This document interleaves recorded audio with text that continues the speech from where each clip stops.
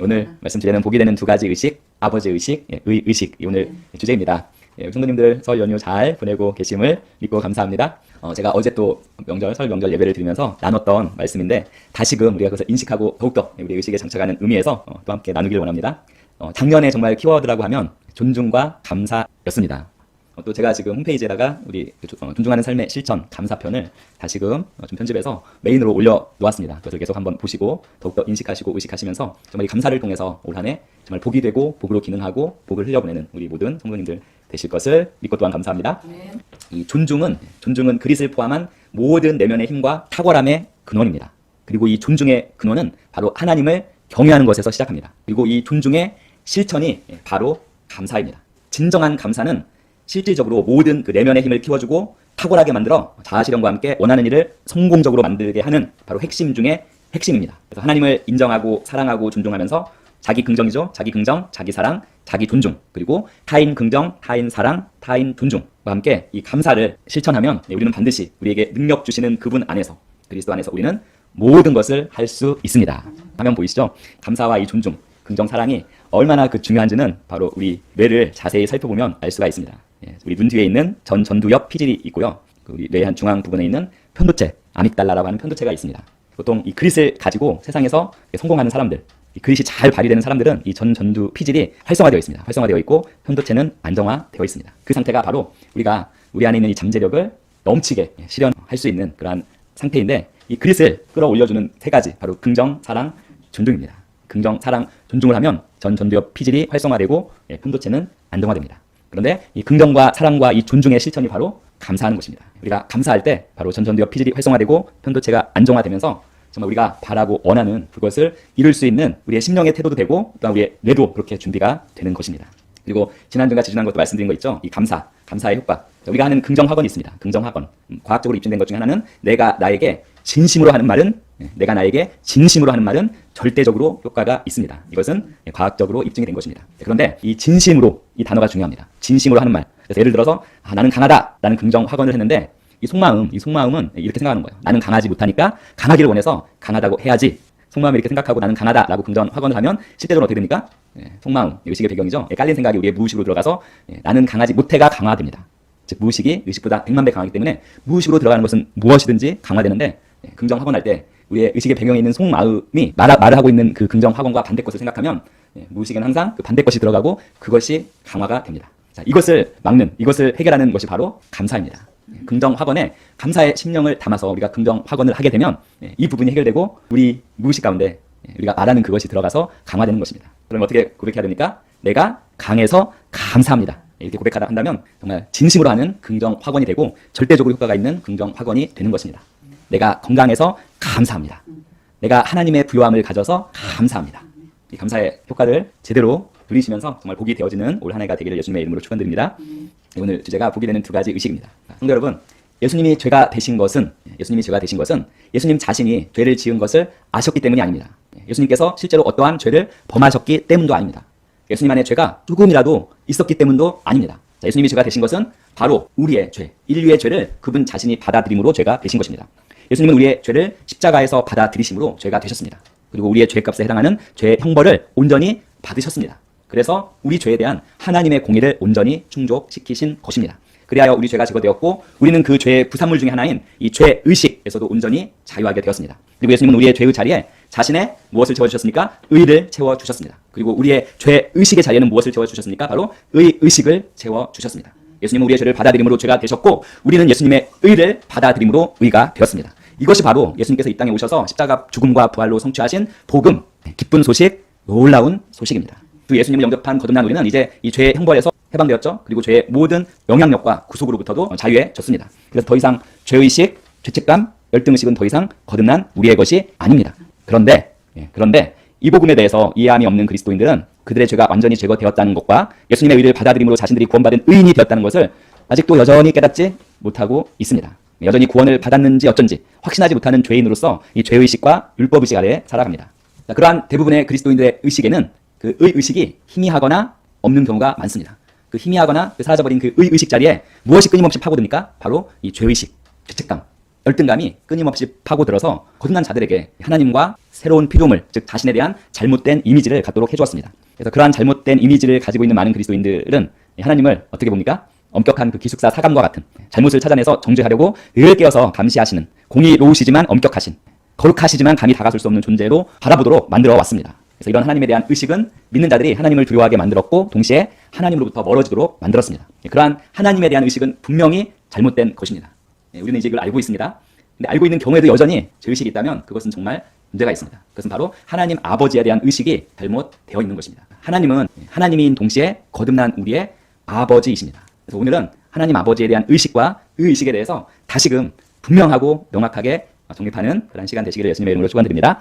자, 그러면 거듭난 우리의 아버지 하나님은 과연 어떤 분이십니까? 이미 우리가 좋으신 하나님에 대해서 나누었습니다. 다시금 좋으신 하나님이 어떤 하나님이신지에 대해서 말씀을 읽으면서 우리가 다시금 이것을 다시 더욱더 인식하고 의식하기를 축복합니다. 자, 요한복음 14장 23절 같이 읽겠습니다. 예수께서 대답하여 이르시되 사람이 나를 사랑하면 내 말을 지키리니 내 아버지께서 그를 사랑하실 것이요 우리가 그에게 가서 거처를 그와 함께 하리라. 요한복음 14장 23절은 하나님께서 우리를 사랑하셔서 우리와 영원히 함께하고 싶다는 것을 표현하고 있습니다. 어떻게 표현하십니까? 바로 하늘나라에 우리가 거할 거처를 친히 마련하고 계시는 바로 인자한 친절한 아버지이신 것을 말씀해 줍니다. 그리고 이 자녀와 함께하고 싶어하는 그 아버지 하나님의 애정을 가장 잘 표현한 것은 또한 누가복음 15장입니다. 누가복음 15장에 나오는 소위 탕자의 비유이죠. 즉 잃어버린 아들에 대한 하나님 아버지 이 사랑의 비유에 잘 나타납니다. 우리가 누가복음 15장 11절에서 32절까지 함께 좀 천천히 읽으면서 우리를 사랑하시는 아버지 하나님의 사랑을 다시금 인식하시고 더욱 의식하시는 시간 되시기 바랍니다. 또 이르시되 어떤 사람에게 두 아들이 있는데 그 둘째가 아버지에게 말하되 아버지여 재산 중에서 내게 돌아올 분깃을 내게 주소서 하는지라. 아버지가 그 살림을 각각 나누어 주었더니 그 후 며칠이 안 되어 둘째 아들이 재물을 다 모아 가지고 먼 나라에 가 거기서 허랑방탕하여 그 재산을 낭비하더니 다 없앤 후 그 나라에 크게 흉년이 들어 그가 비로소 궁핍한지라. 가서 그 나라 백성 중 한 사람에게 그쳐 사니 그가 그를 들로 보내어 돼지를 치게 하였는데 그가 돼지 먹는 쥐엄 열매로 배를 채우고자 하되 주는 자가 없는지라. 이에 스스로 돌이켜 이르되 내 아버지에게는 양식이 풍족한 품꾼이 얼마나 많은가. 나는 여기서 주려 죽는구나. 내가 일어나 아버지께 가서 이르기를 아버지 내가 하늘과 아버지께 죄를 지었사오니 지금부터는 아버지의 아들이라 일컬음을 감당하지 못하겠나이다. 나를 품꾼의 하나로 보소서 하리라 하고 이에 일어나서 아버지께로 돌아가니라.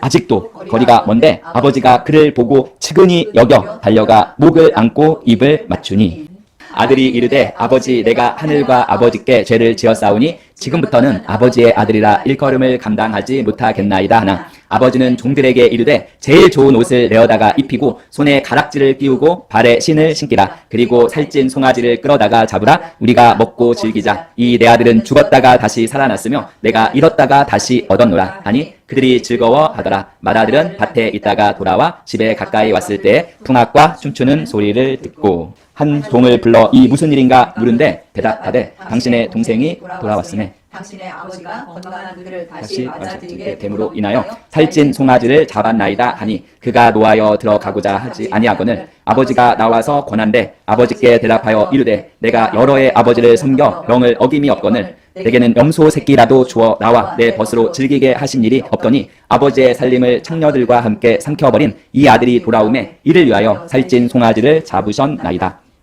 이르되 예 너는 항상 나와 함께 있으니 내 것이 다 내 것이로되 이 동생은 죽었다가 살아났으며 내가 잃었다가 얻었기로 우리가 즐거워하고 기뻐하는 것이 마땅하니라. 아버지의 사랑을 잃어버린 아들을 사랑하시는 아버지의 비유를 통해서 우리가 말하는 탕자의 비유를 통해서 하나님께서 얼마나 우리를 사랑하시고 우리의 있는 모습 그대로를 사랑하시는지를 보여주셨습니다. 또한 요한복음 16장 27절에서는 하나님께서 예수님을 믿는 우리를 친히 몸소 사랑하시는 아버지라고 말씀하고 있습니다. 즐거웁니다. 이는 너희가 나를 사랑하고 또 내가 하나님께로부터 온 줄 믿었으므로 아버지께서 친히 너희를 사랑하심이라. 그리고 또 요한복음 17장 23절은 한 걸음 더 나아갑니다. 하나님 아버지께서 아들 예수님을 사랑하신 것과 같이 우리도 친히 사랑하신다는 것을 세상이 공개적으로 알기를 원하신다고 말씀하십니다. 같이 읽습니다. 아버지께서 나를 보내신 것과 또 나를 사랑하심 같이 그들도 사랑하신 것을 세상으로 알게 하려 함이로소이다. 이것은 의의식이 희미한 그 그리스도인이 가진 그 죄의식과 죄책감 그리고 이 열등의식이 가져다준 엄하신 아버지에 대한 그 이미지와는 완전히 다른 것입니다. 우리가 하나님 아버지를 우리와 교제하며 함께 살기를 원하시는 사랑이 충만하고 온화한 좋으신 아버지로 알게 될 때 이 잘못된 하나님 아버지에 대한 의식이 바뀌게 되는 것입니다. 그동안 하나님 아버지와 그분의 자녀인 거듭난 자와의 관계에 대한 그동안 한국교회의 가르침은 다분히 율법적인 것이었습니다. 아버지 하나님과 거듭난 자의 올바른 관계에 대한 가르침이 많이 부재했습니다. 그래서 거듭난 자는 마치 그 탕자처럼 자신을 하나님의 친아들이나 친딸로서 감히 생각하지 못하는 그러한 의식을 가지고 있었습니다. 우리는 거듭남으로 하나님의 가족으로 입양되었습니다. 하지만 거듭난 우리는 입양된 양아들, 입양된 양딸로서 결코 그 예수님과 같은 친아들, 친딸처럼 될 수 없다는 그런 잘못된 생각을 가져왔던 것입니다. 그것은 공동상속자의 의미를 제대로 이해하지 못하기 때문입니다. 공동상속자로서 우리는 서자 같은 그 양자가 아니라 우리를 친자의 위치에 서게 해줍니다. 공동상속자로서 양자인 우리는 소위 아버지를 아버지라 부르지 못하는 홍길동이죠. 홍길동과 같은 서자가 결코 아닙니다. 거듭난 우리의 영은 실제적으로 영이신 하나님으로부터 영의 DNA를 물려받고 태어나서 새로운 피조물로 재창조된 하나님의 가족으로 합법적으로 입양된 하나님의 친아들, 친딸과 같은 존재인 것입니다. 법적으로는 양아들, 양딸이지만 예수님과 동일한 친아들과 같은 위치에서 하나님을 아빠, 아버지라고 부를 수 있는 것입니다. 로마서 8장 15절 읽겠습니다. 너희는 다시 무서워하는 종의 영을 받지 아니하고 양자의 영을 받았으므로 우리가 아빠, 아버지라고 부르짖느니라. 성도 여러분, 우리는 결코 다시는 아버지를 아버지라 부르지 못하는 그 서자의 위치로 결코 내려가지 않습니다. 우리는 아버지를 아빠라고 부를 수 있는 친자의 위치에 서 있는 자들입니다. 바로 그 위치가 거듭난 우리의 실제적인 위치인 것입니다. 하지만 지금까지 한국교회에서는 새로운 피조물에 대한 인식이 많이 없었고, 이 새로운 피조물의 정체성이 무엇인지, 무엇을 가지고 있는지, 무엇을 할 수 있는지에 대한 이해가 없었습니다. 그래서 항상 생각하는 건 무엇입니까? 구원받은 죄인입니다. 구원받은 죄인. 구원받은 죄인이라는 의식을 가지고 있으면 서자와 같은 양자의 권리만 누리는 존재인 것입니다. 하지만 우리는 단 하나의 본성이죠. 즉 하나님의 본성만을 가진, 이전에 존재한 적이 없었던 완전한 새로운 존재, 새로운 피조물로서 지금은 어떤 위치에 서 있습니까? 예수님과 똑같이 친자의 위치에 서 있습니다. 서자 의식은 더 이상 우리에게 있어서는 안 되는 의식입니다. 우리는 친자 의식을 가지고 있는 자입니다. 그것이 바로 또한 우리의 위치인 것입니다. 따라서 거듭났음에도 불구하고 많은 그리스도인들이 여전히 가지고 있는 그 죄의식은 사실은 이미 사라진 것입니다. 이전 것은 지나갔으니 보라 새 것이 되었도다. 그 죄의식은 이미 이전 것입니다. 그 실체는 사라지고 허상만 남은 것이 이 죄의식인데, 여전히 거듭난 하나님의 자녀가 의식이 아니라 죄의식을 가지고 있다면 그것은 하나님 보시기에 참 마음 아픈 것입니다. 하나님의 말씀은 우리가 새로운 피조물이고 사탄 마귀의 본성이죠. 우리는 결코 하나님의 본성과 사탄 마귀의 본성, 두 가지 본성을 가진 자가 결코 아닙니다. 거듭나기 전에는 사탄 마귀의 본성을 가졌지만 거듭난 후에는 단 하나의 본성, 하나님의 본성만을 가진 자입니다. 따라서 사탄 마귀의 본성, 타락한 본성과 관련된 옛것들은 이미 완전히 사라져 버렸습니다. 더 이상 죄의식, 죄책감, 열등감, 의심, 불안함, 두려움, 그리고 질병과 가난에 의한 속박은 더 이상 친자인 의식을 가지고 있는 우리의 것이 아닙니다.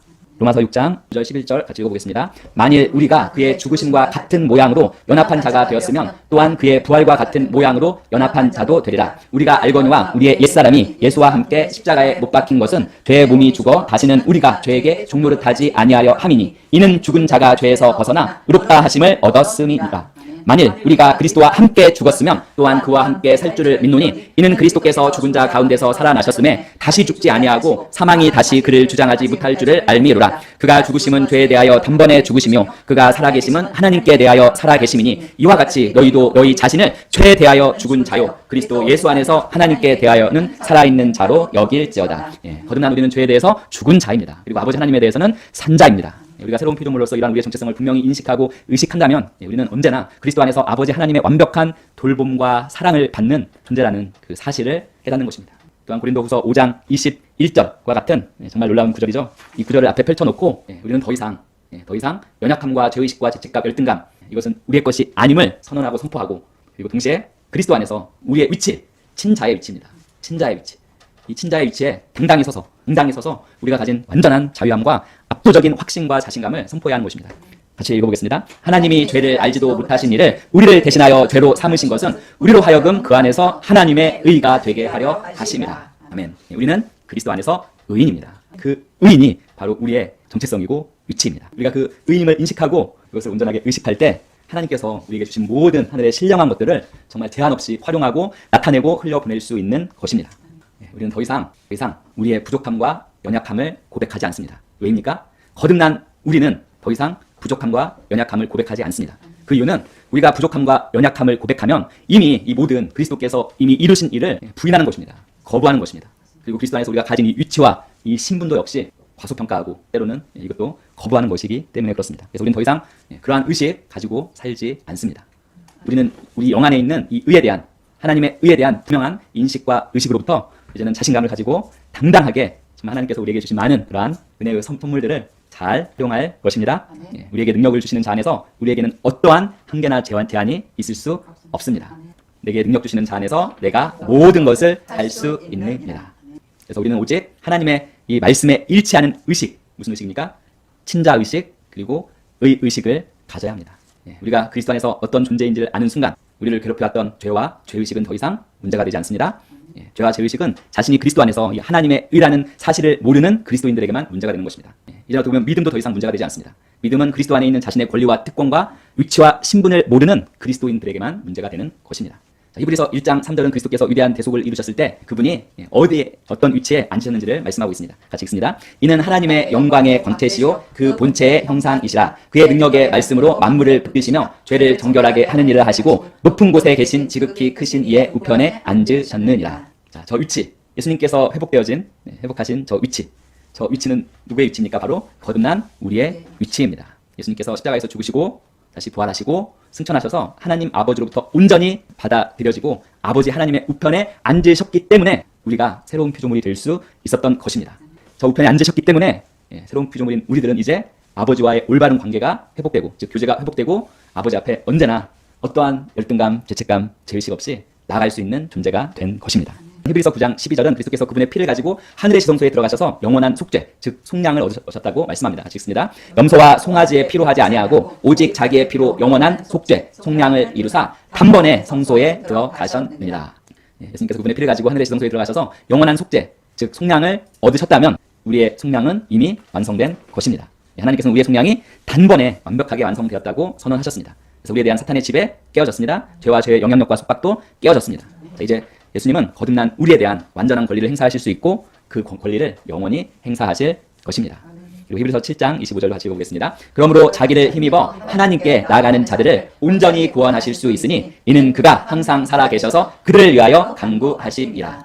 예수님은 그분 자신이 죄를 위해 한번 영원히 희생하심으로 그분을 구원자로 영접한 자가 하나님의 자녀가 될 수 있는 이 속량의 사역을 온전하게 성취하셨습니다. 그래서 하나님의 자녀로서 모든 인간은 예수님을 영접한다면 그리스도 안에서 하나님의 의가 될 수 있게 된 것입니다. 그래서 거듭난 우리는 이제 우리의 말을 들으시고 우리와 교제하기를 원하시는 그 아버지 앞에 언제든지 어디서든지 나아갈 수 있습니다.